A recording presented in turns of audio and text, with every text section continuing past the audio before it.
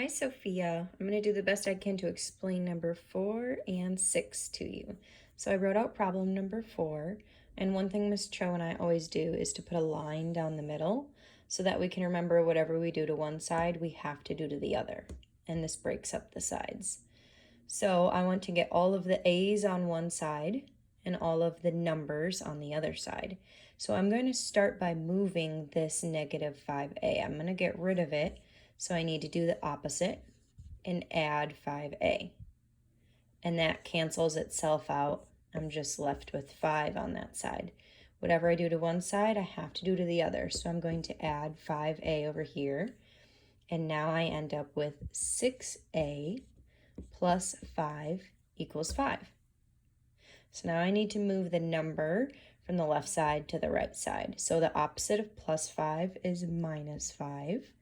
That cancels out to 0. And I minus 5 on the other side. Oh, look at that. Now we have 6A equals 0. That might look funny, but it is totally okay. The last step you need to do is get A by itself, and it's still attached to the 6. So our last step is going to be, right now it's being multiplied, the 6 times the A. So we need to do the opposite, and we need to divide by 6, divide both sides by 6, and 0 divided by 6 is just 0. So our answer is A equals 0, and that is okay to have A equals 0. Okay, Sophia, and here is problem number 6. I noticed that we have a lot of the variable p in here. So what we need to do to get started is we're actually going to combine this to make it easier. So I noticed that 5p plus 3p is actually going to be 8p. You have 8 total, 8p. So I'm going to rewrite the problem with 8p. And now I can just solve like normal.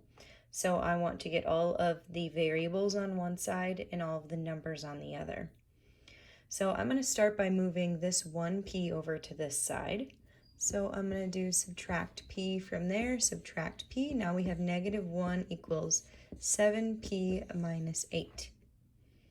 Okay, now I'm going to move this number to the left side. So the opposite of subtracting 8 is adding 8. That cancels out. Add 8 to the other side. Now I have 7p over here, and I have negative 1 minus 8. They're both negative numbers. I add them and keep the sign, so that gives me negative 9. Now I'm going to get the p by itself, so the opposite of multiplying is to divide. So I'm going to divide by 7 on both sides, and then I have p equals negative 9 over 7, which is okay. You can leave it like that. It'll be just over 1. So this is your answer.